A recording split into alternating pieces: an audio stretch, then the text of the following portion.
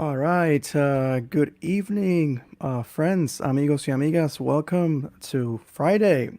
Once again, I am looking at my calendar, Friday the 5th of June. And tonight we end this week. So this week has been a bit different, but that's kind of part of the spirit of Tertuliando en Cuarentena. So for those of you who are attending, who are experiencing this for the first time, this is a space that is of accidental and intentional nature.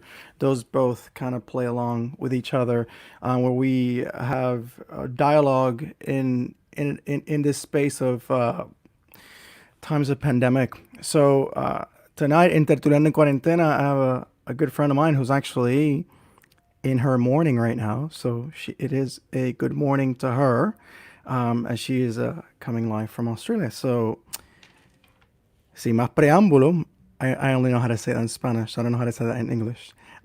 So let's bring Kimberly on. So, hi, Kimberly, how are you?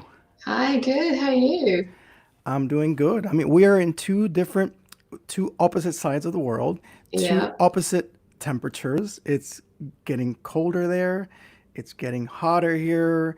So we are playing the yin and the yang today. Are you cool with that? Yeah. So, Kimberly, thank you so much. Before anything, thanks so much for diving into this dynamic, which is quite an unknown field for many people, unless you've seen one or two episodes. But nevertheless, even though there's a sense of predictability, there's also a sense of I don't know what the hell I'm signing up for. So, thank you Yeah. for that spirit of daringness. I really appreciate that. So we like to begin in this space to talk about basically what has been this time of drastic change, this time of for the last coming now to 3 months of the times of pre-pandemic and now the times of during pandemic. And I want us to hear a little bit about your story. How has it been? What was the normalcy, the pre-pandemic times, and now this during the pandemic times. What has that dynamic of change been like for you? If you can share us a little bit about that. Yeah. So at the moment, I'm a stay-at-home mum. So yes, I've gone from doing the outdoor stuff with the kids to being sort of shut in with the kids 24 hours a day. A little bit trying, but yeah. So mothers groups, all that stuff that you do with your kids, have all been put on hold. My oldest kid, he's got a disability, so I spend a lot of my time taking him to therapies, those 3 therapy sessions a week, or 2 or 3 a week. So we've gone from doing that in person to doing it online, which has been interesting with a 3-year-old, trying to engage him over a computer. It's not very easy.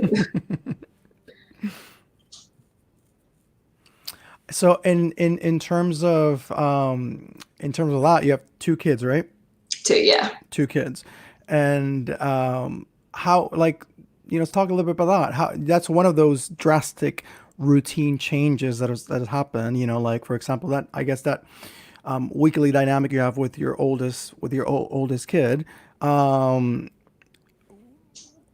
like other than that, in terms of the and this also comes into play as to how the situation has been handled in Australia, because I'm not fully aware how it has been handled over there. But those inner workings of the family, what things would be normal? For example, a normal weekend. Would you guys have a normal outing?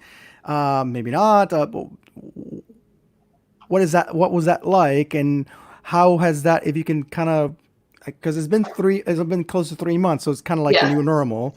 Yeah. So I'm kind of asking to revisit those first instances when this was first occurring, like how that was maybe affecting you Oh, yeah. mentally, emotionally, Yeah. and maybe try and tap into that. Yeah. Yeah. I think when it first happened, we sort of started to see the panic and the panic buying and the toilet paper buying and everything here.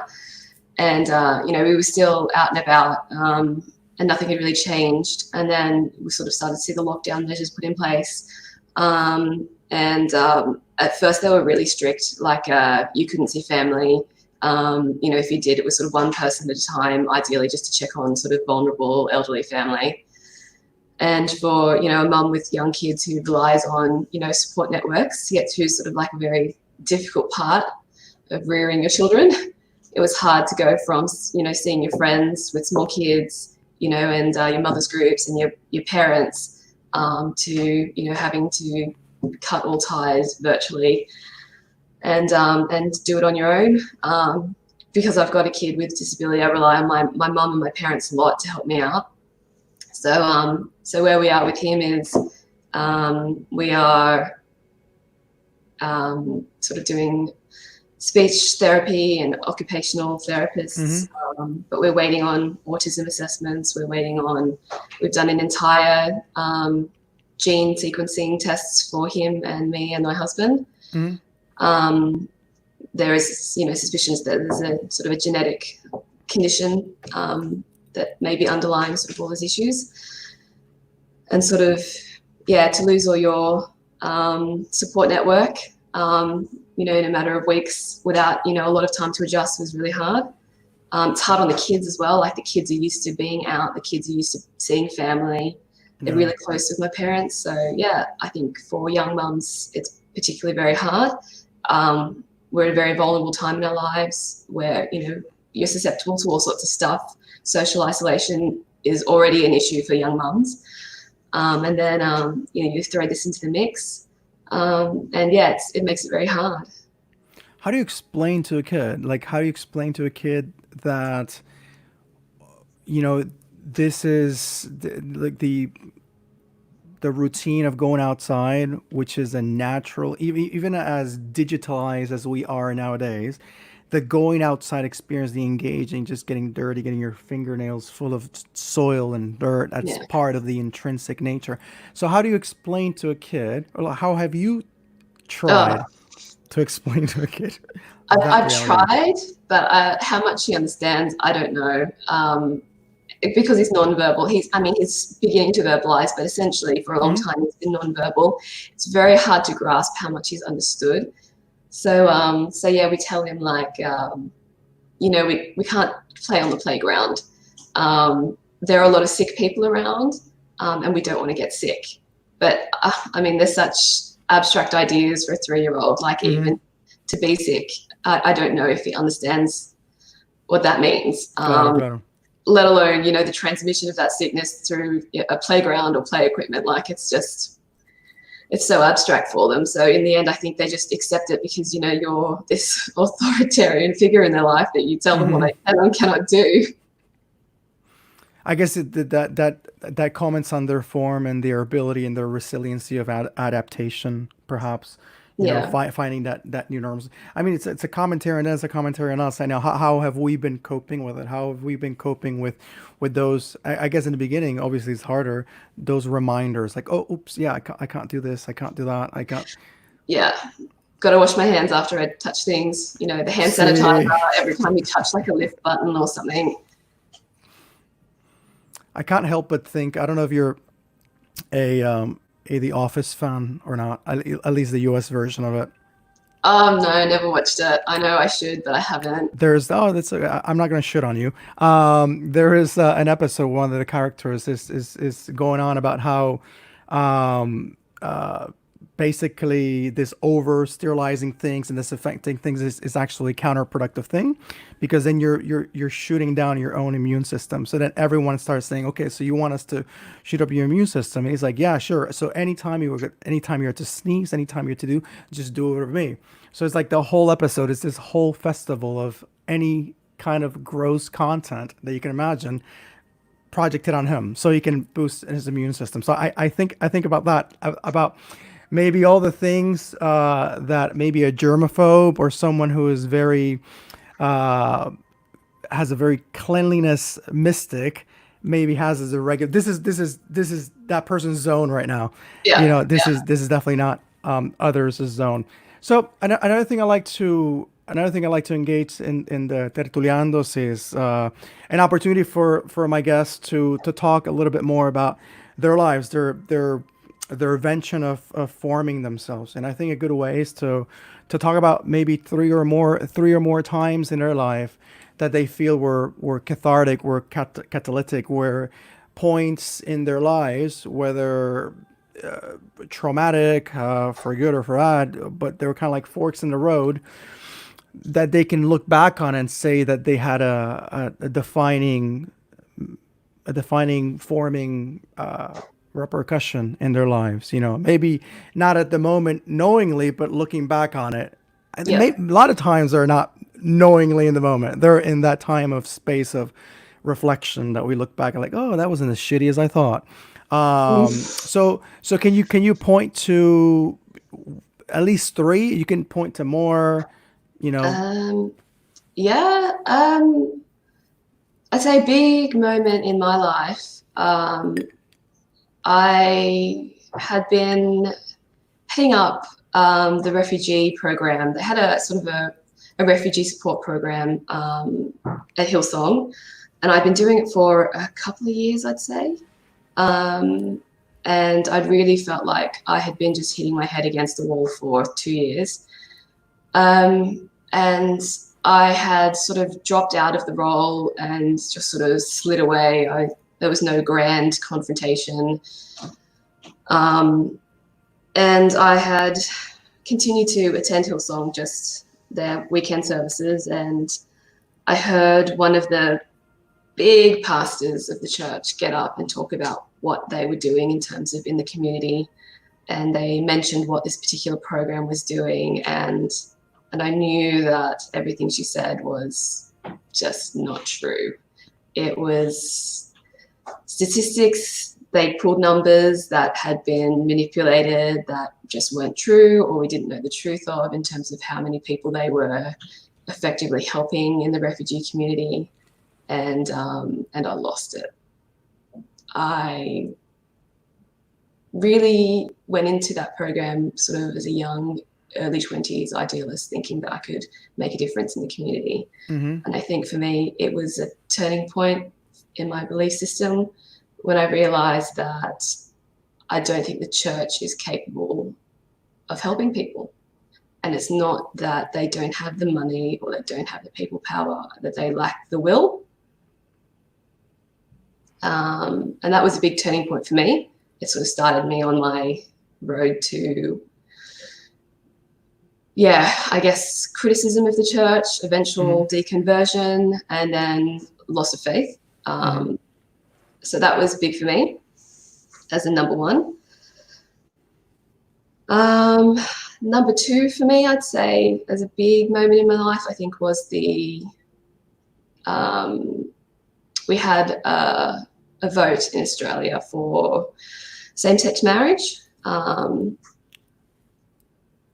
that was a big point in my life, I think, because for a long time, especially in the matters of LGBT rights and, you know, how I viewed them as a community and as individuals, was dictated by what the church had told us. And I guess it's another reason why I had a big factor that was a part of my deconversion, was no longer being comfortable with how the church dictated how I viewed things. You know, my worldview was, you know, affected by, you know, what the church as the institution thought, what the Houstons as the head of the Hillsong Church decided.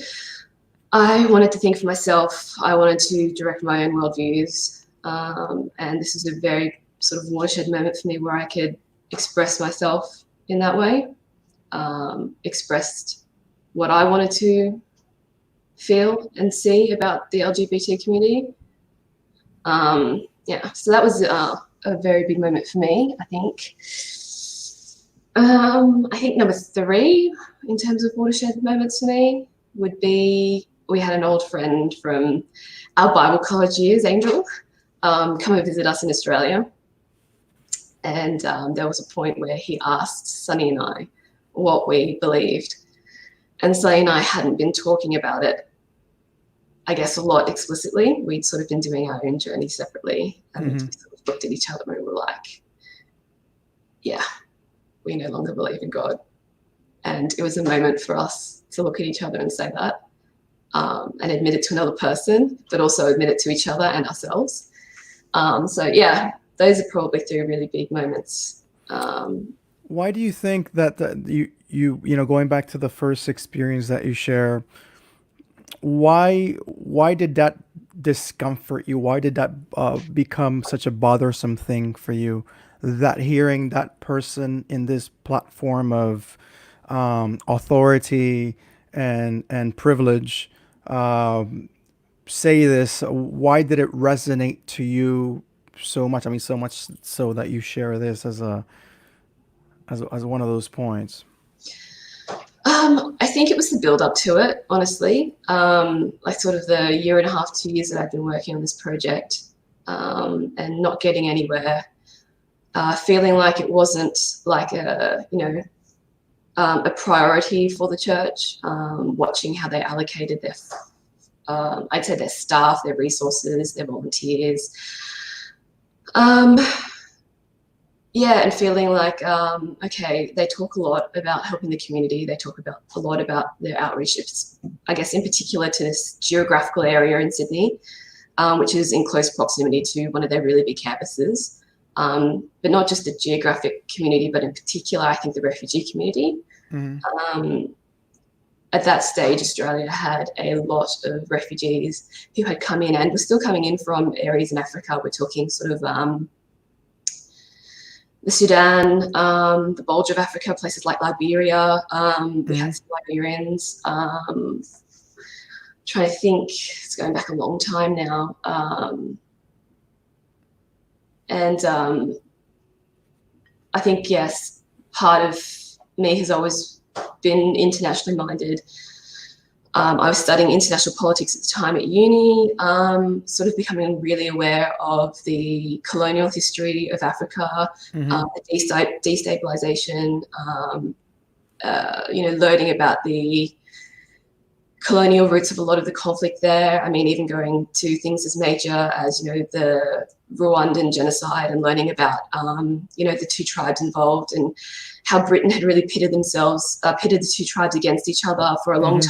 time, like decades before the conflict came to, what we now know as the genocide. So I think I really felt a responsibility to these people that, that the political unrest that we're seeing in a lot of these countries, the West had to take some responsibility for. I really wanted to help them in a way that, practical way that I could by volunteering in the church, which was to me, for years the only way that I saw that you could be involved in the community and help. And then to just hit a brick wall when you get to the place, you get to the mindset that, let's do this, let's make some change, and you just hit a brick wall. You get told, we can't do that. We don't have the people. We don't have the resources. And there were people who were volunteering themselves, but they lacked a will to organize it. They lacked a will to allocate, any staff at all. This program was run entirely by volunteers. There was no staff member, set to oversee it. And I was like a 22-year-old university student who had this whole program and responsibility sort of lumped on me, with no support and just no will to carry it out. And then, to see them then proclaim on stage how proud they were of the work they were doing, and Hmm. me just going, it doesn't exist. There's no work that you're achieving. They're deceiving their own congregation. They're deceiving themselves, willfully deceiving themselves and the Hmm. congregation.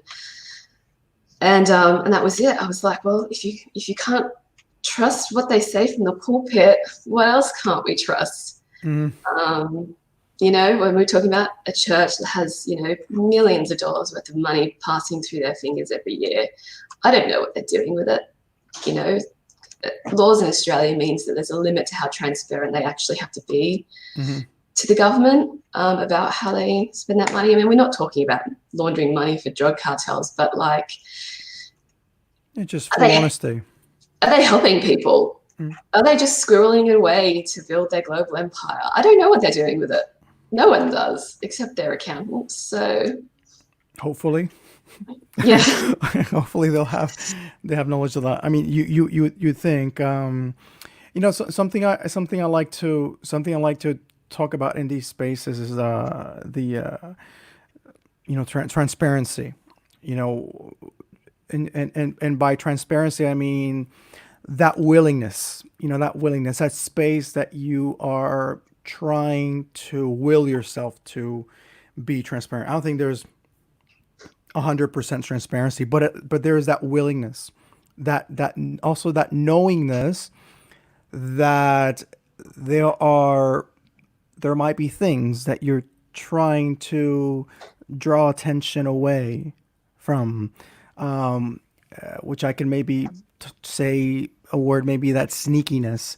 And then when we're talking about, we're not talking about individuals, we're talking about like organizations, we're talking about entities, institutions that definitely have, and also entities that are in the nonprofit category. What does that mean? When you're having these experiences, were you already matriculated in the Hillsong College, or you were not? No, I left. Yeah, I graduated Hillsong College. I only did my first year, so by the time I was 19, I'd finished 19, 20. I'd finished at college. So yeah, So this was after. after Okay. college. So you were still, congregating there. You were still going and attending their their services.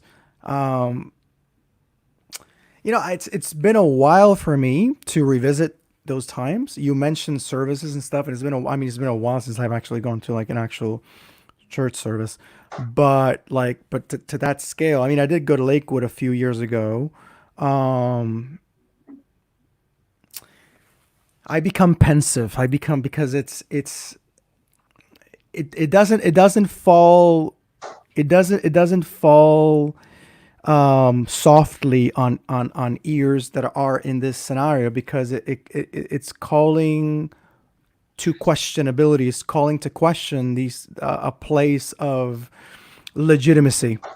There is a legitimacy in numbers. There's a legitimacy in that platform. And now a word that a lot of people have been hearing a lot, because they're just coming into this place, is the word of privilege. What does that word privilege mean? Um, when you have this experience, and then you're making a contrast of your studies, as you're becoming aware of the scaffolding ways that colonialism works, and or at least entering into that, did you find parallels into the way that Hillsong was operating, and the way that you saw, like, regimes of like ancient days, or not ancient days, but like 100, 200 years ago? Did you kind of see parallels, or maybe just post that in reflection? Did you see any of those things? And it's kind of subjective question. If you have to totally deconstruct that question, and feel free Yeah, to do so. that's a really hard one. Um, I would say I wouldn't say that I saw my experience in church as from a colonial sort of perspective. I guess it's never really crossed my mind in that kind of way. Um, Or at least those groups that were actually helping those people out. Did you see any like sort of, paternalistic yeah, sort the of? colonial paternalism. Yeah, I guess you'd have to say that. I mean, you'd see them walk into a house where refugees lived, and I'd be part of this, and this Mhm. is what um, is part of my, I guess, the deep shame that I harbor about my days in the church, among other things. But you'd walk into their house, you'd see how they were living. A single mother whose partner, I guess, was either killed in the conflict in Sudan, or they just don't know where they are. I mean, Mhm. they lose their family. Yeah, what refugee camp are in, or where they are, they don't know. So, single mom, say for example, she's got like 6 or 7 kids. Um, they're living in a 2-bedroom old fibro house in Blacktown, or Doonside, sort of the rougher areas of Sydney. she had cancer. One of them had cancer. No husband, 7 kids. And the church walks in and says, "What can we do for you? We're going to help you."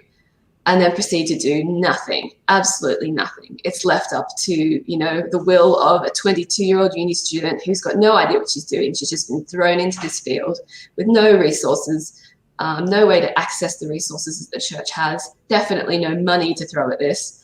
And then, yeah, I feel like in that respect, it's like the colonies coming in saying, "We're going to civilize you, we're going to do all of this for you." And then in the end, they end up being just dehumanized. Mm-hmm. I guess that's the way that I could compare it to colonial history. Yeah, they become like this fetishized image of, helping Black people who can't help themselves. No. The church has got this sort of fetishized image about it. They talk about sponsoring children and things like that. They throw about these images of little bloated bellied Black children. And like, I can understand, yeah, okay, there is a genuine desire for some people. Yeah, we want to help these people. Claro. But I think in a lot of ways, it becomes more symbolic of what the church wants to do than what the church is actually willing to do. So these people are a symbol of, this church's sort of paternalistic ideals of helping the poor. But, history tells you that, the church has failed in so many ways to help the poor, especially when you talk about the third world or the developing world. It's some of the wealthiest institutions in the world. We talk the Catholic Church. We talk about especially some of these mega churches that we're seeing popping up in the Western world now. They're very, very wealthy, but they lack the will to do something meaningful. And I think there's a lot of patting ourselves on the back for doing good work that has never been done. I think there's so much of the situation that plays into this is that how do you change a toxic system as you are a part of that system, or as you try to kind of um, reap a benefit from that system to help you help others. It's like, how can that system maybe inject financially to my cause, and I'm doing a good cause, and that's not put into question, but it almost becomes like this, kind of like a dog chasing his tail. um there's no real problematization. There's no real um I don't know what the English word is. I know in Spanish it's la problematización, like creating that out of that situation a problem, like making that, like, that uncomfortable place of questioning that very fiber of the problem, which is not which is not seen at face value. It's like you gotta really dig in. I mean, it was kind of like what's kind of happening now with this whole situation about white privilege. What does that mean? What is, and it's an uncomfortable place to be in, because the first thing that we think is, I'm not a racist. I'm Yeah. not a racist. You might not want to intentionally be racist, but how many of the inner workings of our society have our defaultive way of thinking is already in there? So Yeah, it's ingrained. how do we get to that space? Um, tough. This might sound redundant, and it's gonna sound redundant. Tough topics are hard to discuss. I mean, obviously, they're definitely not a cupcake that just feels yummy to the Mm. palate. They're not. They're uncomfortable. Talking about deconstructing a myth, talking about demythifying, talking about this journey of faith that is admirable to family members. I mean, I have a good friend of mine who's actually participated in the Tertuliandos, and he was he was a pastor, and that was very admirable to his family and his family. And then when he decided to come out in the sense of coming out as an agnostic, that was costly. It really is a coming out Yeah. that Sunny and I haven't even really done, in some facets of our life. And it's even, yeah, it is a coming out to yourself, to your family. I don't even think my parents know the extent to which I've deconverted. I think they just think, oh, they're mad at God. It's not, it's Hmm. not atheism. It's just they're angry at the church. They're angry at God. But yeah, okay, it probably started that way, but it progresses. You go on a journey. Um, but yeah, like you were saying, there is a definite coming out. What do you think for you was that? I mean, if you can visualize it as dominoes, I know you share that experience, but do you can you remember any? And we're talking about here about those, basically that pilgrimage of being in the church, and you're there in the church and you're participating in a church and you're partaking of the liturgy, Yeah, and embracing that cosmovision. So what was maybe those initial dominoes that kind of started I think. for. I mean, the culture of the big evangelical churches like Hillsong. Mhm. Uh, So just to clarify, you're having this deconstructing process start in Hillsong. oh yes, Okay. yeah, for sure. Okay. I think for me, um, the cultural part of it was I wouldn't say there's a defining moment, but there's an ongoing struggle for me as a youth, as a person in my early 20s, struggling to fit into a culture that just was completely, antithetical to who I was. Um, I am an introvert. I'm a natural cynic, a natural skeptic. That Uh, does not fit in within that. I does not fit yeah, in. exactly. And it's not something that I've sort of actively developed in life. It's just who I am. Hmm. It's just introversion. You're born that way. You can't change it. I tried for a long time to change who I was, to be this extroverted sort of evangelical character. I can see you smiling. You know who it is, Angel. You know who that person is. Um, and then, as much as I tried to change and be a part of that kind of social group and that sort of community, I was always on the fringes of that community. I was never really accepted. I think they could see right through the facade. I don't know. I don't know. Maybe it was just me, subconsciously. I just couldn't push myself past certain boundaries. And that battle went on for, oh, God, it's got to be a good decade. Sort of denying who you are. That's a really hard thing.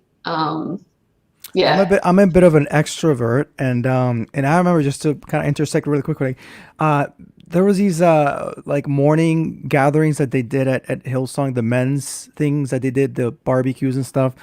I disliked those so much. and you're an extrovert. My And so God, so imagine. So imagine. it was, for me, it was so hard. I just saw everyone. It also was just the time of the day. I'm not such a good morning person, so I do want to insert that. But just that extra over the top cheeriness. I mean, it almost seems like very sectish, sect, like a sect, Yeah, like a cult. yeah. It's very. Um, For me, it was very contrived. I know for some people it would have been a very natural process for them, but for a lot of people, it's not. It pushes you to the very limits of your comfort. And yeah, I mean, youth ministry in that place for a person like me was hell. Um, like youth ministry it's like everything else, but on steroids. yeah, Yes. it's over the So top. those would have been a whole series of dominoes falling over a decade of me just denying myself and yeah, pushing myself to this really uncomfortable place of being someone that I just absolutely was not. Did So it I did it think, did it did it start with like kind of like this stylization? Like, I mean, we could be talking about theology and stuff, but did it start with that stylized, like the stylized version of how Hillsong does their evangelical expression of faith. Yeah, I think the spectacle of Hillsong sort of wasn't an issue at that point. It was more the community of Hillsong, Mm, and yeah, feeling more and more that I had nothing in common with the community at mm-hmm, large. And then, I think it developed from there. So being in a space where I was not comfortable to being in a space where I started to question the validity of things that were said. To like what? then, Do you remember like some things in concrete that you were just taken back by, or yeah, I mean, I can vaguely remember a sermon done by Brian Houston that was like, purge these people from your lives. They're not good for your life. And he basically just named a bunch of qualities that are introvert qualities, and listed them like they were a vice, like there was something that you shouldn't have in your life, and mm-hmm, that people who possess those qualities you should be shunning from your life. That was a big watershed moment. Um, yeah, I mean, a lot of these things are sort of vague memories now. But if did you talk to anyone about, like, as you're living this, did you have anyone at all that you were sharing these life experiences with, like life, I mean, like in the moment experiences with, or this was just you This trying is to process me on your own? processing. I think once I got to the point where I had done the refugee program, I had seen the numbers being manipulated. I'd seen, the announcements from the pulpit that we're doing this much work to help refugees, and me just saying, nah, it's not happening, actually. I was running that program. I can tell you for a fact it's not happening. Once I got to that point, then I started to share with Sonny, my husband. I started to share with my parents. And then I sort of spiraled into this really unhealthy angst. I could not talk about my faith, the church, or Hillsong without just this like sort of burning, really burning feeling of hatred, and Mm-hmm. everything was just vitriol and Mm-hmm. nasty. And I think I've sort of moved on from that place now. But I was still going to church for a good 2 years after that. Oh wow. So Sunny and I went to Europe for 6 months. We lived in Switzerland for 6 months, and we decided that this is it. This is going to be our clean break from the church. When we came back, that was it. We never went back. I think I've been back for one Christmas spectacular. And every time I go there, I have this physical reaction to being in the building, to the music. It's like, it's really, really It's triggering. real. I said, that's it. I'm never going back. I can't do it. I I'm can't sorry do I'm it. laughing. It's just I'm not laughing sarcastically. I'm I think it's an acknowledgement that you understand, like, how shared our entirely. experience is. Mm. It's it's very surreal. Yeah. It's very, very, very surreal, and also scary. There are some aspects of it that are quite scary. Yes. Yes. Um, yeah. Muchos, lot of them. So something I didn't notice was at first. I remember one of the things I noticed when I was there clearly for a shorter amount of time than you were, because I'm not a local Australian, and was there for a year and a half. But one of the things I started noticing was that, um, like, I remember when I saw a handicapped person, I felt good. I felt good. Let me explain that. Um, I felt like there was some realness. Yeah. Um, And that's exactly how I felt about the refugee community there. We did have some Sudanese people in the congregation, and like I said, it's like a fetishization. Like, you see a handicapped person, and it's like this, you know, addictive feeling of goodness. But the realities are a lot more harsh. Yeah, and you could have maybe, I mean, there could be definitely different angles to looking at it. I mean, they could be looking at a handicapped person like a person waiting to be healed or whatnot.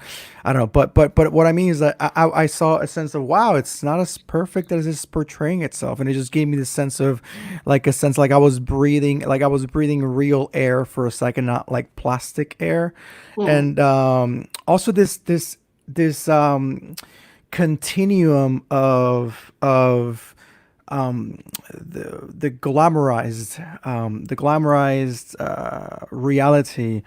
I remember this one time, this one guy started having, I don't know if he was having a seizure or having a Pentecostal moment, but as soon as that happened, they escorted that person out.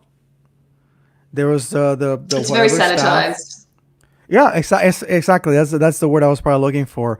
So it's like anything that can be quote unquote disruptive to the spectacle. is removed. Is Yeah. removed. And this might be, I mean, for a Pentecostal church, it might seem kind of contradictory because it almost feels like the Pentecostal church welcomes these phenomena. But I think maybe their project is to distance themselves from that to, and I think that's what they call a seeker sensitive church, is to make a person feel as comfortable as possible, but then again not, you Yeah. know. So it's a weird, and then those are things that kind of like triggered it for me. And those was the other instance, that person I think was questioning something like out loud to what Brian was saying, and like within like less than 10 seconds, that person was out, Yeah. like They do totally have like out. a physical team of large men to Mm-hmm. remove people from their congregation, from the service, from their property. Um, yeah. So I think, it started me questioning, the church as I mean, the ideals of the church as being open, welcoming to everyone. Um, I guess how you would probably think more of the traditional church, not so much as Pentecostal, Mm-hmm. those old sort of um, values that the clergy were, or, the pastors were poorer. They weren't wearing $600 sneakers. They weren't driving expensive cars. They didn't have a back entrance to a church that kept them separated from their congregation. They actually Mm-hmm. met with their congregation. And I'm not talking about Brian Houston in particular. We know that, he's got the back entrance to his church and all that kind of stuff. But even like that, this other pastors would know people's names. I realized when I volunteered for 4 years in kids ministry, and my husband did for even longer than that. And when we left kids ministry, we realized that the pastors of the kids ministry didn't even know who we were. Hmm. 4 years and like 5, 6 years for my husband. And it was like, we could have died and no one would have known. Wow. Yeah, Um, that's heavy. and I can tell stories upon stories upon stories of just shitty things I've heard coming from people in positions of authority or positions of employment at the church. If you're there long enough, you will hear the stories. But I think Christians excuse it as the church is never perfect because people aren't perfect. Mm-hmm. Like, I'm not asking for perfection. I'm Mm-hmm. asking for like human decency. I'm Got it. asking for the church to not turn away a woman with terminal cancer because she needs help, because it wasn't deemed as desperate enough. Um, these are the kind of people that I've met, that I've heard of, whose stories I've heard being told. It really takes a member of the congregation with the commitment to do something to actually have any form of community in that church. It doesn't come from the leadership. It doesn't come from the pastors. It comes from random people who have a commitment to other people. And that's not common. I haven't seen a lot of that in my however many years, 15, 16 years attending that church, 17, I don't even know how many. Who's counting?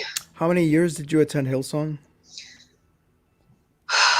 From the age of 9 till about 23, 24, Oh wow. So you're like there, I guess maybe. pre Hillsong. I guess was it already named Hillsong then, or Yes, yeah. yeah? And it was in the same location that you would have attended, but Mm-hmm. in the smaller building. The large Mm-hmm. building didn't exist. Mm-hmm. And we happened upon it by proximity. We moved right next door essentially, and my mum found God. And Yeah. growing up there, I guess I never had a moment where I found God for myself. but there was definitely a moment where I lost God. Did you find yourself, because I know that a church that size, they emphasize a lot on small groups as the moment where you actually have, I mean, as a justifiable argument, the moment you actually have that, that church intimate experience, and I think that's how they might repel any criticism against the mega church um, uh, reality. Did you have, I mean, even though you're an introvert, did you have moments where you provoked conversation that was not within the within the shell of the things that you can No, discuss? no, No. I never did. I think that um, it's not a safe space to discuss it. Mm-hmm. You get told very quickly that it's something that you need to pray about, that it's between you and God. Mm-hmm. Basically, they just wash your hands of it. It's like it exists in your head. It's gaslighting, really. I feel like this is all in your head. You know, we never said that. The church never said that. We never did that. You need Yeah, to it's go and true. deal with it yourself. It's your own issue, your own mental issue. It's your own faith issue. And I think also you just don't want to be excommunicated. This is the place where you've invested so much time. Claro, of course. You you get isolated from your other non-church friends because you spend so much time here. You've got your service that you volunteer at, you've got the service that you attend, you've got Friday night youth, you've got Tuesday night connect groups. If you play an instrument or you're involved in the music, you go to Wednesday night, whatever worship and creative arts thing it was. Then you work your full-time job or you do your studies. Like, you lose your other friends. I lost all of my friends I went to school with.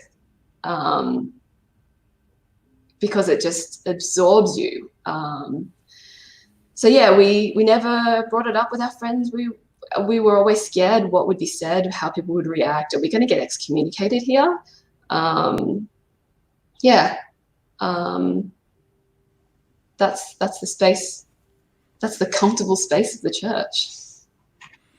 I mean, it is like you say, caters to, like, you have that mindful community aspect that you have to take into consideration, the fact that you are at a place that you are going to lose. Like, there's not much to win in that, in that specific scenario. uh and I think that's why you might measure out, should I talk about this or should I not talk about this? when when do you think, before I ask you this question, did after Hillsong, did you try going to other communities of faith to kind of No, make I a think this is where contrast? you and I differ a little bit. I know that you sort of went to a lot of more sort of radical places of Hmm. faith. And for me, I didn't go down the intellectual deconversion, like getting into theology and philosophy. For me, it wasn't necessary. Um, I think I I really knew um, I really knew straight away that this I've been fighting to keep this for so long because it's so against who I am, that when I wanted to deconvert, when I wanted to leave, it just came really quickly and really naturally, and I didn't have to fight it. Um, I've struggled with representations of women in the Bible for a long time. Hmm. I've struggled with um, reconciling the God of the Old Testament to the New Testament. Um, I've struggled with so much when it comes to just, the holy scriptures, the texts. Claro, of I've course, yeah. struggled so much with Paul and the Pauline epistles. I'd struggled with so much. So I didn't really need to go. And people did say, why don't you just go to another church?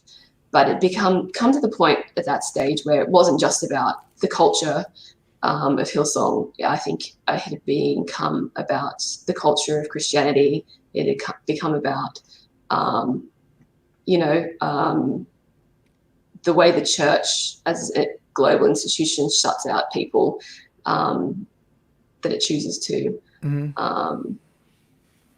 If you don't fit their criteria, gay, trans. Yeah, you get otherized.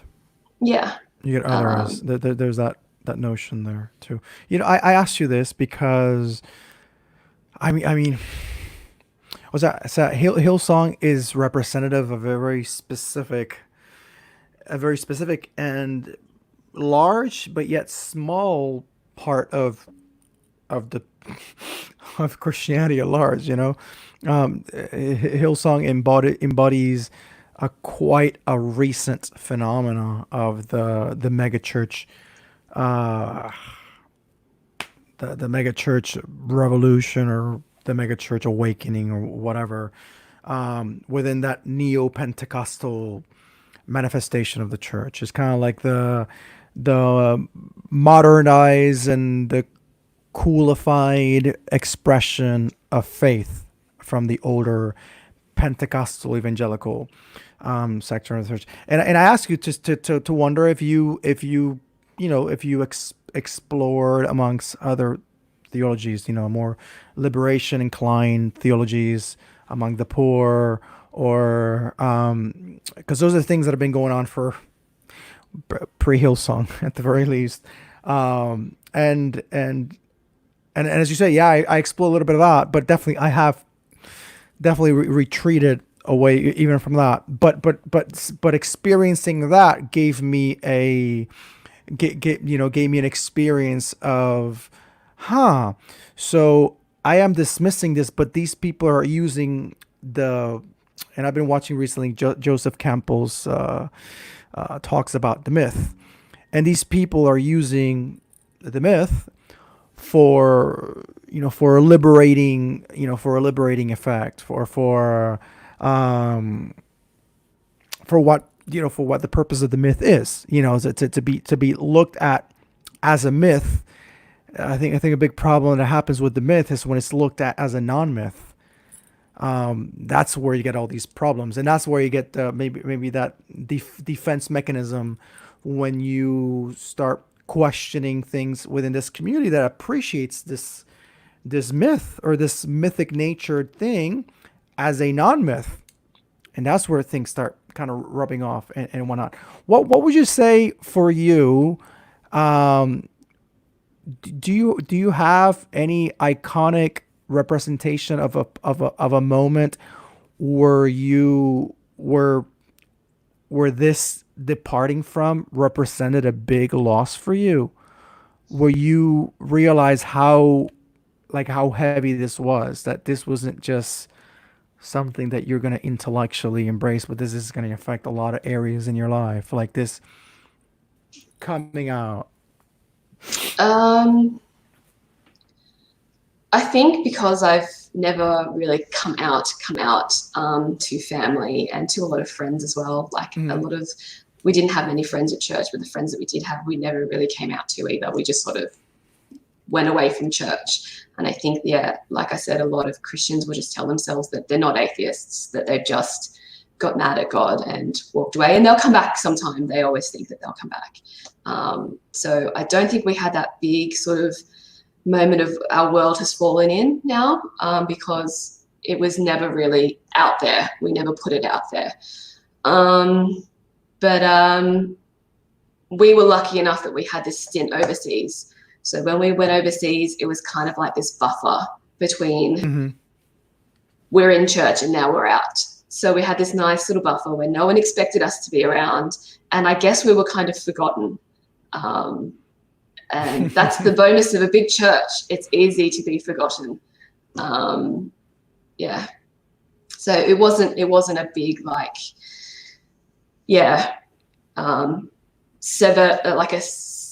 severing of our attachments to this place and, closing the doors. There was no big sort of ceremonial, we're leaving sort of thing. We're lucky in that way. I think that there are probably a lot of people that have lost everything when they walk out on the church. They lose their friends, they lose their family, they lose some people, it'll be their jobs as well if they were working in the church. Um, yeah, so we were very lucky. So But no going away party for you guys. No. no, but I mean, there were a lot of angry, heated arguments with family. There was a lot of that. The people used to tell me, "How can you walk away from here? This is where you met your husband. You know, the church has done so much for you." Mm-hmm. Um, yeah, which is just nonsense. I mean, I was We own you. people. Yeah, I mean, people meet their husbands, drunk in a bar. They don't have to be drunk in a bar for the rest of their lives, you know? Allegiance to the bar forever and ever. Yeah, they own me now. Um, but yeah, I mean, those are the kind of reactions that you get. Mm-hmm. Yeah, I think there is a bit of guilt for me that I never went through the process that you went through of sort of like the intellectual part. It's kind of like, well, how can you intellectually rationalize it? Like, I don't really have to. I Mm-hmm. don't have to. Claro, claro. And each journey is so it's a journey. And it's legitimate in and of its own, in and of itself. And it comes with its different set of smells, feelings, and it's legitimate. I mean, I with my family. I mean, we're pretty open about some things, but I still struggle. I mean, the other day we had a really heated argument. So, um, even that I live in a certain amount of privilege with my family. I mean, very specifically now because I've been like, as of a year ago, I've been literally living in my parents, literally a year ago since I left Germany. So after being away for quite a while and then being back here, I mean, I do have to acknowledge a sense of privilege about about the diversity of topics that we can talk about. But even then, I guess I've always been a provocateur. I've always been a bit of a nonconformist, and this is not to wave or pound my chest. It's just very intrinsic. I really can't help it to not accept things as they are. And then that also is the criticism I get, like in the negative notions, like, oh, you're just non-complacent. I kind of see it as a compliment in some aspects, because Yeah, it's not to a sickening level. You're just going to be protesting against everything and everything just for the sake of protesting. There has to be some sort of motives, but like as you start learning and unlearning things, you start bringing stuff to the table, and you start provoking some things. I'm like, oh, I don't think this. You guys are doing things. I don't agree. You guys are part of these institutions are still connected to these things. I don't. I feel that's hypocritical. I feel like, and then they'll throw back at me like you're hypocritical about everything. Yeah, I know I am, and there's a sense of this is one of the talks I was having with a friend, and she was like, I'm aware of my contradictions. I'm aware, and it's exploring that to not saying it in a sense of complacency, but a sense of just that, yeah, I really want to continue my path and not just complacently sit back and say, oh, I'm just contradictory. So you have nothing on me because or I have nothing on you. But in that space of that which I deem as a very uncomfortable place for me when I have to talk about it with my family, um, even as I do have a sense of privilege that they can talk about many things, but there's still some things that are hot buttons. Um, yep. what about for you? Because you said you haven't had this kind of like coming out. So for you and that coming out maybe as explicit as a coming out is because the coming out is a coming out is kind of like an enunciation explicit, and that's why it's called a coming out. Mm. What do you fear keeps you from that, and what do you think is at stake? Um, I think for me is I don't want to be in that uncomfortable position where people think you're deconverted now, so now we must reconvert you. I don't want to have those conversations. Um, I think I don't want to live with the discomfort of thinking, oh, all these people think I'm going to hell now. I don't want them looking at me through that lens. Um, you know, it makes me uncomfortable. mhm. It makes me uncomfortable that um, my position of faith now requires them to see me in a different way. That there's an onus for them to act on it. I don't want that. And I think part of it is also for family. I think it's the hurt it'll cause. Yeah, yeah. I mean, you know how it is with family, and you know their view on their loved ones. They want them to be saved. They want them to, you know, be going to heaven. They want all this kind of stuff. Even just using those words just makes me uncomfortable now. But yeah, I think for my family, it's not so hard. I know my family. Yeah, I know how they see me. I know how I know their faith. But my husband's family is a lot harder. They're, Really? yeah, yeah. It is always harder with your in-laws, but they're nice people. They're lovely people. My father-in-law is sick with cancer. You know, it's not a good time. Yeah. I just picture my mother-in-law crying over the thought of it as well, and that just makes me uncomfortable. Yeah, I mean, with friends, I'm very open. Some of our closest church friends we've been not so open with. We sort of skirt the issue. We don't talk about it. But I think that's quite normal for relationships in this kind of church. Even your closest friends, you skirt a lot of meaningful topics. You skirt a lot of issues. You know, we never really talked about, you know, LGBT and our thoughts on that. We had this massive vote here. We never talked about it. We never talked about what we were going to vote. And these were some of our closest former church friends. Yeah, we never talked about a lot of really hard-hitting sort of things. But I feel like that's the nature of evangelical churches and the bigness of evangelical churches, that even on a small scale, you protect yourself, I think, from opening up, because it's not an environment that's conducive to opening up, to being real with people. I mean, they talk about it all the time, about being real and accountable to people, but when it comes down to it, no one really is. It's difficult. It's difficult to be in a place of vulnerability. It's rough. It's yucky. It's like, I mean, it's not neat. Yeah, and you never It's see the pastors being vulnerable from the pulpit. oh goodness. And even when they do, it feels so staged and contrived. You know, nothing feels like genuinely vulnerable or genuinely natural. It's just, yeah. And their attempt at vulnerability, it seems quite the opposite.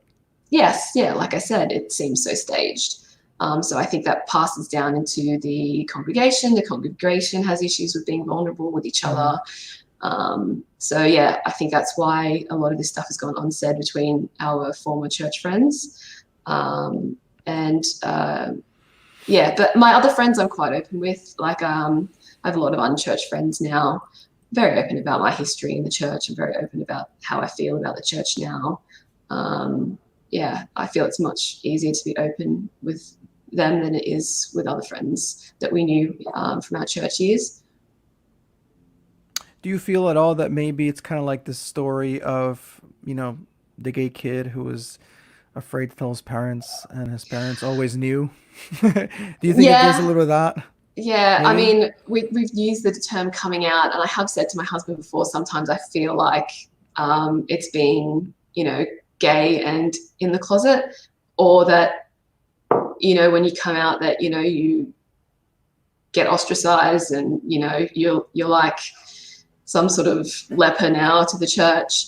But I feel that's unfair to the LGBT community. I know they suffer a lot worse than Claro, claro, closeted claro. atheists. So it's an analogy that I definitely thought about, but I've been hesitant to use, because I know that, okay, my plight is not as bad as some kid who's 15, been kicked out of home, Yeah, kicked out of the there's church.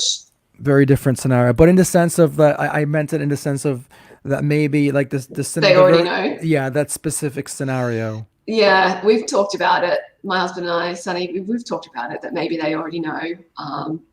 his parents in particular, they skirt the issue. They don't directly ask us anything.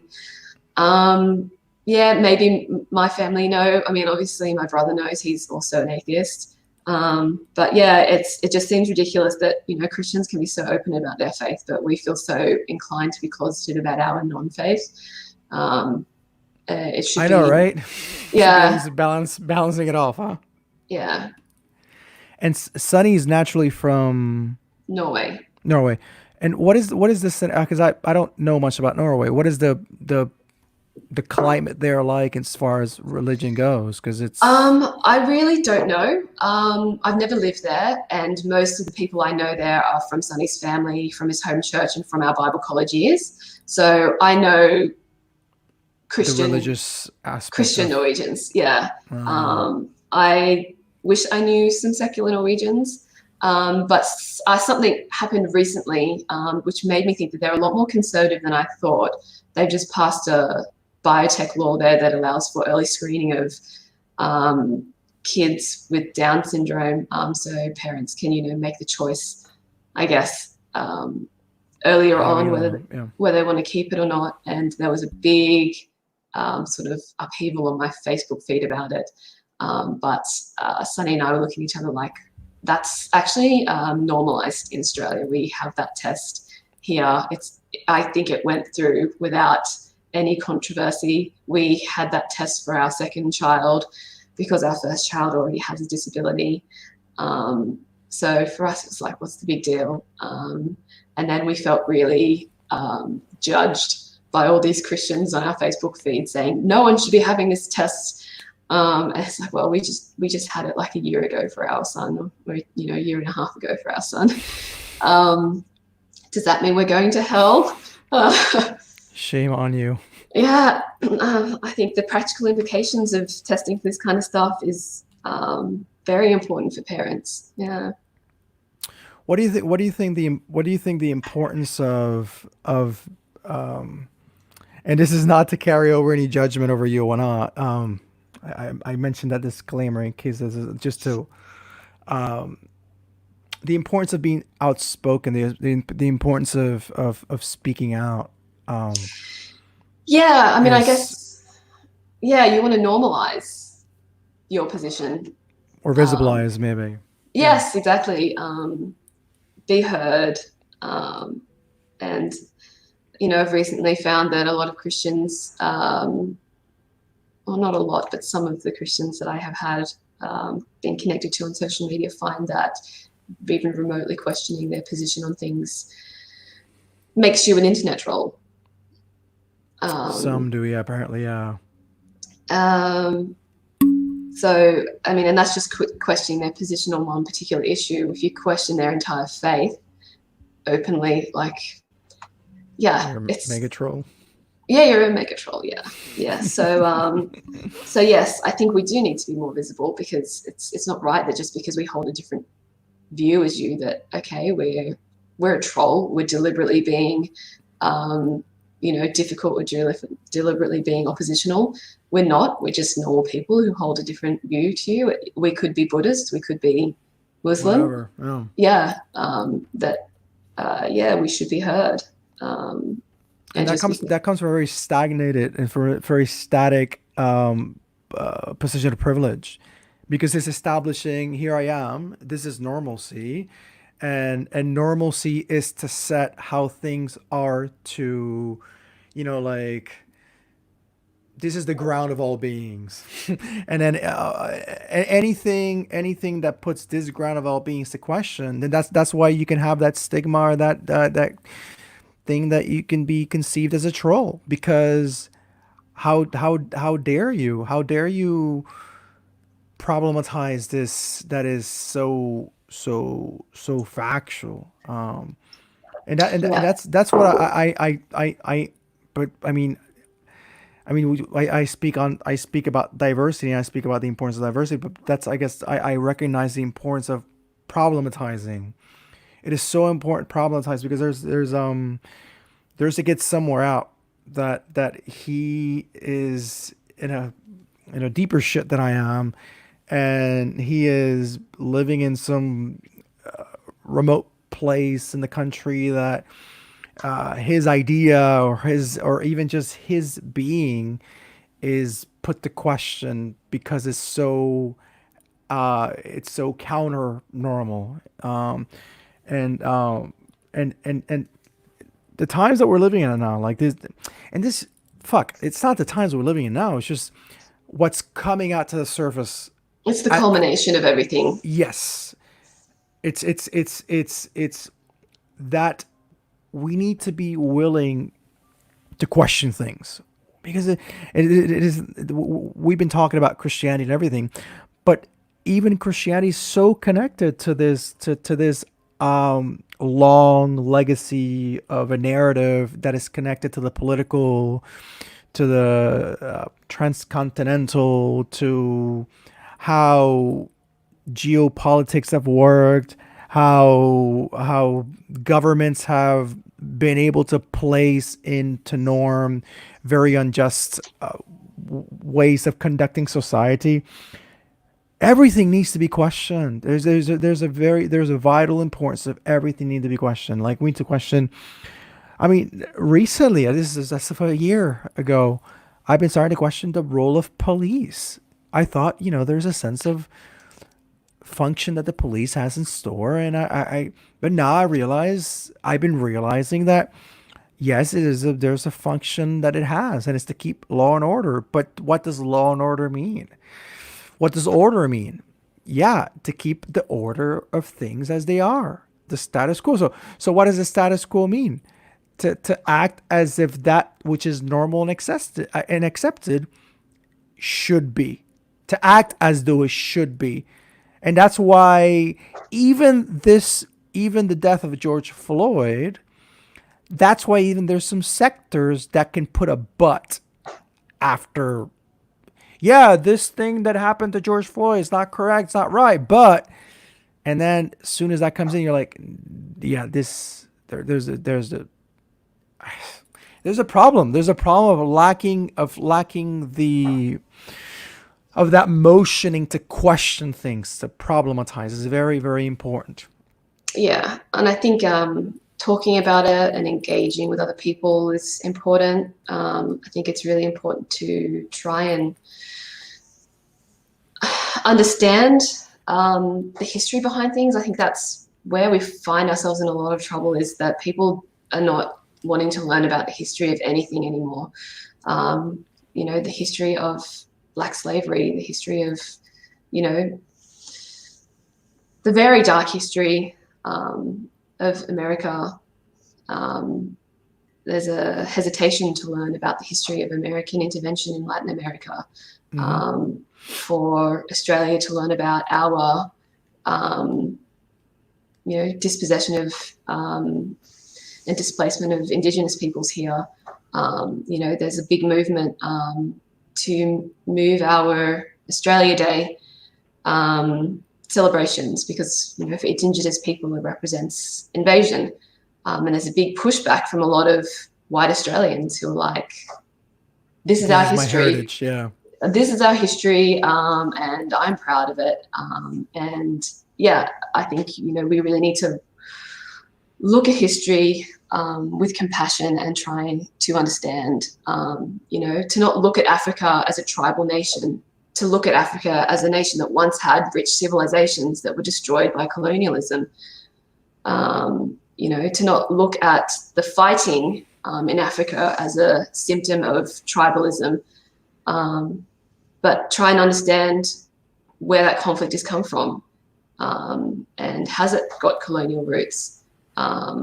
Has, the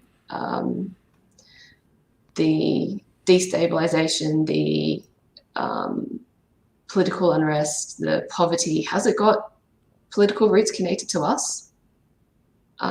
It most likely does, depending on what part of the world you're in. Latin America is America's backyard. For Australia, we have our Indigenous history, but we have recently had a case of using our intelligence agencies to undermine economic negotiations with East Timor, which is a very poor country right on our doorstep.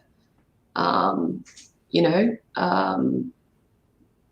this is the way that the developed world keeps its status as developed, and how the developing world stays permanently developing. People have to ask these questions. You know, and then if you look internally at your own country, I mean, for America, for example, should we be questioning, you know, the amount of money that is being poured into the militarization of your police forces, while you have a privatized, corporatized health system that can't look after its own patients, that is struggling to look after, in this time of crisis, its own workers. You know, yeah. It's many things. Yeah, it's legitimate to always be questioning. It's questioning, like you said, the status quo. I think America has a lot to work on. I'm not saying that Australia doesn't, but I think America at the moment has been in the spotlight of the global media for the way that they've failed in so many ways. They're failing their citizens during this period of pandemic. They're failing the Black community in countless ways. You know, they're failing on stamping out white supremacy. You know, we have a president who won't verbally condemn white supremacy or the rise of neo-Nazis. It's hard to do that when you're one of them. Yes. But then who's elected this man? And why have you elected him? It's not accidental. What does make America great and great again mean? When was America great? When was it great? When it was lynching Black people? It was great for a certain group of people. Yeah. Great for a certain group of people. Definitely not great for my country. Yes. Yes. Puerto Rico is essentially a colony that has just been neglected. Left to suffer after Maria.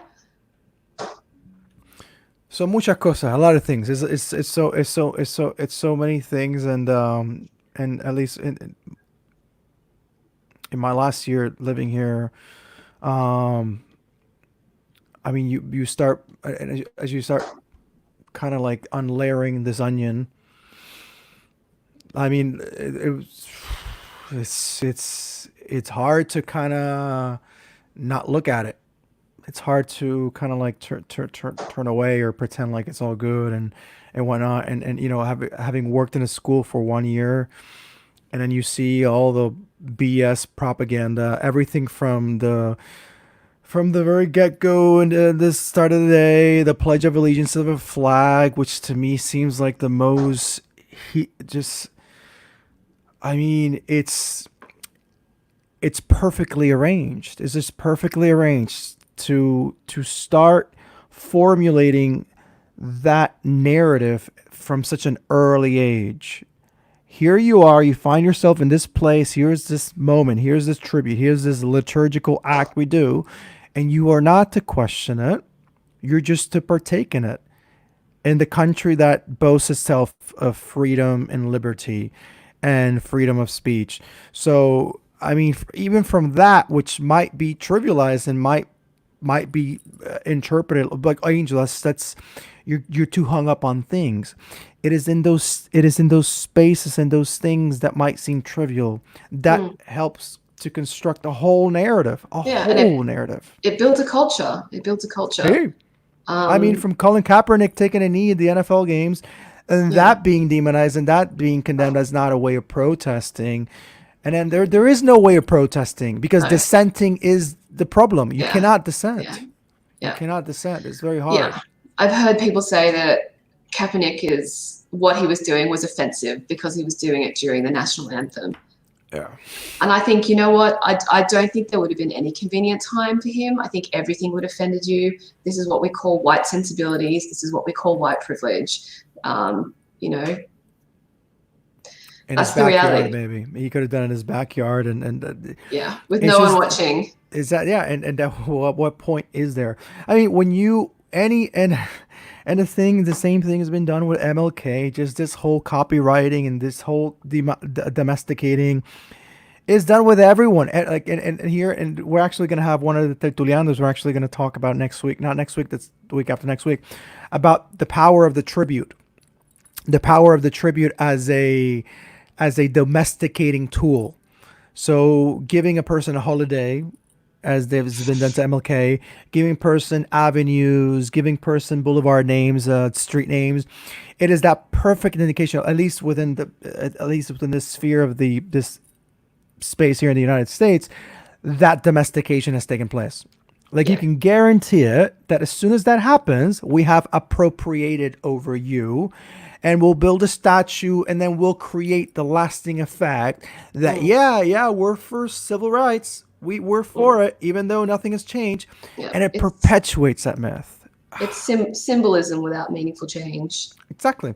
And that's what the church does. I think that's what I was trying to say when we talk about the way the church tries to get involved in um, community projects, helping the poor. It's symbolism without meaningful change. Um, and it's about being seen to have done something without actually have achieved anything at all. Here's our presentation card. Here is me, the Yeah. white person posing next to two black kids. Here is my. Here it is. Mm, It's we're making change. mm. We haven't really properly sat down to hear their stories. We might have created some sort of simulated scenario that kind of resembles that, but we have not allowed their stories to affect us. Our Yes. stories are going to affect them. Yeah. It's a very sanitized way of dealing with hard, dirty topics. You know, yeah. What would you say, and to start, giving a landing space to this conversation, what would you say is has been one of the most gratifying or one of the most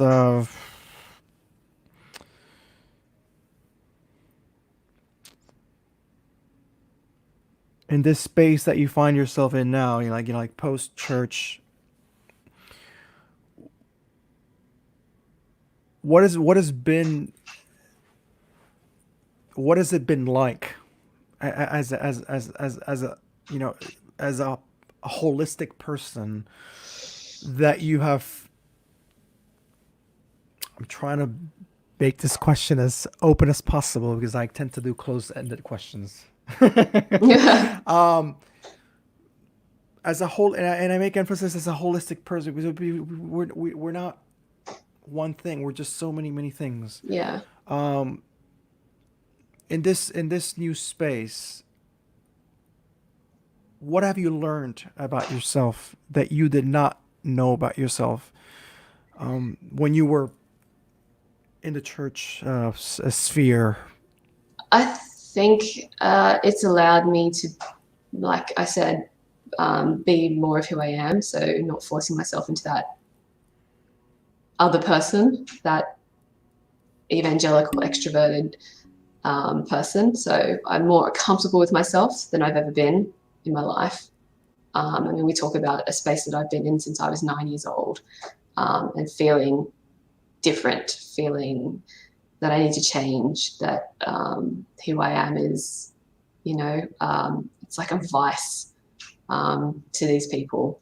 So now I'm okay. I'm okay being cynical. I'm okay being, yeah, like you said, you're a provocateur. I'm okay with being someone who maybe is a little bit disruptive to these people's worlds. If they don't like it, that's fine. They don't need to like me. I don't need to be liked. I don't need to be part of their community. I don't need to be part of their clique.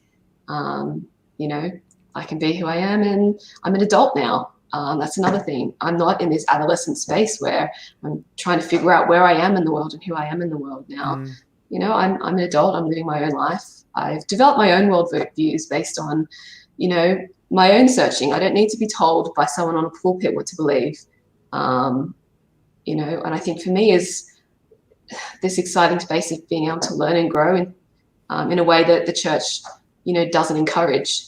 I'm lucky I went to university. I got to study, something provocative like politics. I got to develop, extreme critical thinking. A lot of people in church never develop those skills. And for me, I'm when I went to university, I learned, like I said, I learned a lot about Latin American political history. I learned a lot about African colonial history, a lot of these kind of things. And for me, I was excited about my experience at university because it taught me to open myself up to new worlds. I started reading Latin American literature, Marquez, Galeano, Allende, all these things that I would never have been exposed to if I stayed in this small Hillsong world. And I look out now and I think, okay, this Black Lives Matter movement, what has it taught me? It's taught me, what? I want to engage more with the history of these people. I'm more open-minded than I've ever been. I want to read queer literature. I want to read James Baldwin. I want to read about the experiences of Black people, particularly through the 20th and earlier 20th century. I have this opportunity that I think I didn't have when I was in this small Christian world where it's you read your Bible. Brian Houston's come out with another book. Oh, some guy from some church in America has got a new book. Read it. And you're like, you read it and you just feel like, yeah, it's heavy. What have I learned from this? Absolutely nothing. I've skimmed past these Bible verses which irritate me. Women have to be silent. Women have to cover their heads. Women are to be, subservient to the greater sex, all this kind of stuff. I'm just going to skim over that. I'm sure there's some contextual excuse, we can use to dismiss it. But, it's there in your face. I don't have to deal with that anymore. I get to read books that actually challenge me. I get to read books that actually teach me things, that actually teach me other narratives. I get to read all of these provocative and challenging things, which I never did as a person growing up in the church. So yeah, that's how I've grown. That's how I've changed, and that's how I'm excited about the future. And even the texts of the biblical texts, and I'll say the biblical texts plural because there's so many biblical texts and so many different translations and so many different canons, but this singularization of the Bible is actually part of that problem. Again, that's part of that monopolization. We are going to appropriate, and within this setting, we have the correct Bible, that's been overly translated, and then that has been overly translated. But if the texts of the Bible were just read as what they are, they're texts, and they tell a story of a mindset that people had, then, it becomes even a richer, interesting thing because you realize, one, the evolution of Makan, the evolution of rights, the evolution of perspective, the cultural perspective of then. Not to say, wow, that's their cult, like not to glorify a cultural perspective, and to say, like how you see some churches and some manifested neo-Pentecostal circles where they try to re-emblemize or try to make an icon out of what they interpret as the Hebrew culture. So they'll make these outfits with the Star of David and everything, and they have this glorification of the Judaic culture or their interpretation of the Judaic culture. So and that's something I've been learning with some of my friends that I've actually had in the program, and that they're more studious with the Bible and stuff. And some of them are not even Christians. To just, this is the text. Don't try to do anything with the text. Just what you should do is try to contextualize it, not to justify it, not to bring it to our day here and say, well, so this is why Paul was saying this, and this is why it's so very applicable in my life. It could be applicable to your life if you wanted to, great. But as soon as it becomes this sort of like big banner of a statement, then it probably speaks heaps as to that it never intended to become that, as when they were writing it. As when Paul, for example, was writing these letters, probably never intended to become theology, never intended to become this law. God knows he probably would have been, and this is not to give a pat on the back to Paul, but he was probably never intending to make anything new. He was just speaking from his Christological view of Jesus, which he never met, to this new churches coming out. And if the church today were reading it for what it was, like making a historical assessment, things would be so different. Because then it would be each and everyone's own story in that community that has validity, and not have to be like, well, I gotta find validity through the story of Melchizedek We've got or to through find we've got to find David. how to apply this to a society thousands of years later, across the other side of the world with different language. Not only different language, but it's an ancient language. So yeah, I know I find the whole idea of developing entire theology from a text that's so far removed from life today really, really problematic. And yeah, I mean, yeah, it's not a difficult conclusion to come to, that it's a bit pointless to be doing that, to try and base your worldview and the way you live your life on something that it's really has zero relevance to you whatsoever. Yeah, especially when trying to apply it to in a very literal sense. See, I always joke around Yeah, with this kind of scene, like you're driving off a cliff and you don't know what to do. You're like, well, let's pull out the Bible and see if the Bible tells us what to do. As your car is just slowly, diving into its own yeah, demise. So, at the end of the day, and it's something that I really try to do, is I try to find. I don't always succeed at it, but I really try to find what these faiths, wherever they might come, or these lacks of faith, are making people do. If your if your understanding of the Bible, if your understanding of your community of faith is making you be a better person, and by being a better person, I mean like community wise, not just you by yourself, but how you understand community, how you involve yourself in community, how you question the absolutes. If your faith is having that impact, then great. I could care less about what God you pray to. I don't care. But what are you doing? What are you doing with nature? What are you doing with your friends? What are you doing with those who are persecuted?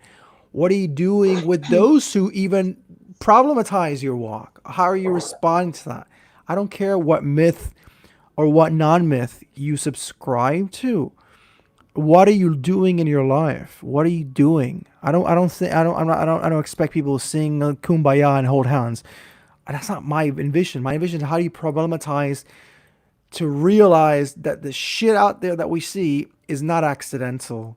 yeah, yeah, A lot of things going on. I like to conclude my talks, and in this case, it's been a lot of me talking, with kind of like a symbol of a time capsule, and a time capsule as a depositing effect, or as a depositing recipient of how you can maybe summarize your experience in this world, in this project of life, experiment of life, to later on kind of like species that will find this capsule that have absolutely no proximity, no experience whatsoever within what this the workings of this life is. It's kind of like you're leaving kind of like a bit of an account of what life was, of what things you found to be important, what things you found to be of value that you would like to leave, not as a guide, not as a quote unquote Bible or a guideline, but it could be objects, it could be sayings, it could be abstract things.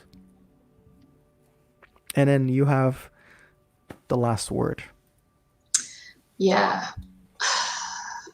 I think um, someone once asked me, a doctor once asked me, he's a religious man, um, how can you be an atheist? I mean, is you've got to have something spiritual in your life.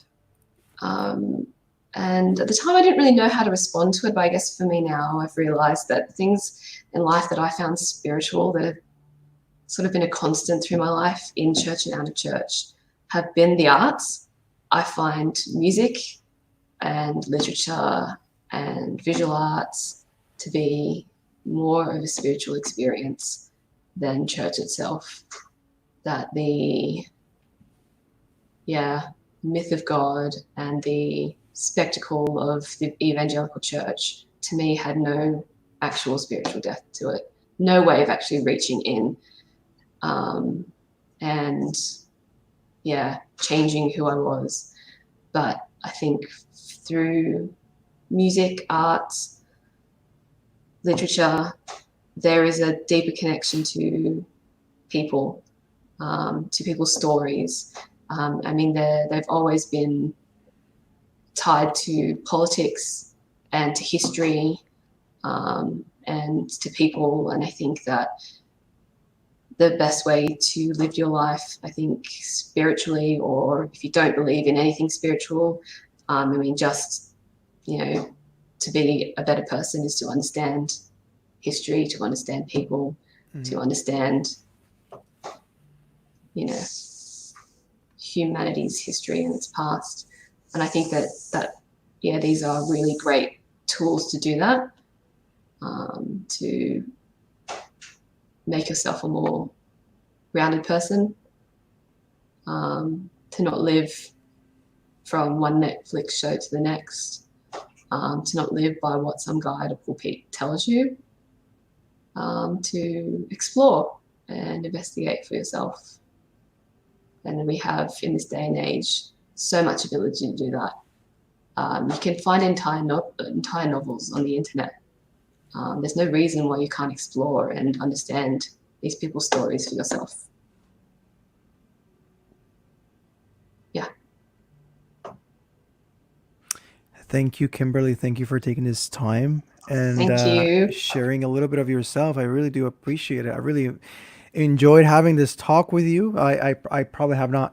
I mean, even when I saw you last, there was not much of a mutual acknowledgement because, I mean, you were a person, I was a person. We came in the same place, but we didn't have much of a connection. I think the connection was built in the cybernetic waves later on, and also, through this whole road we find ourselves in. So I really do appreciate seeing you in as concretely as or as close as As we being can. yes, this is the best we can do for now. But I would love to resume this hopefully in presence form at some point for sure, over a Yes, beer, over a coffee, over some tea, and hang out with you guys over there. So definitely. much gratitude. Big hug de lejos from afar. And you've been reading Spanish, Latin American literature. How is your Spanish? Is it? Oh no, I'm reading it in English. My Spanish is non-existent. Don't worry about that. Mira, pues, we'll talk. I would like definitely to resume behind the scenes to talk a little bit more about. You can definitely recommend me some stuff because I'm definitely rusty in that department. Oh, Confess, okay. confess. So gracias, thank you so much to anyone and everyone who passed through, tuned in. Thank you so much. I'll see each other next time, next week. So I like to close off with this actually a Spanish, a Puerto Rican psychic who definitely loved to close all his segments with hermanos que tengan mucha paz y mucho amor. Nos vemos la próxima. So ciao. Bye bye. Bye.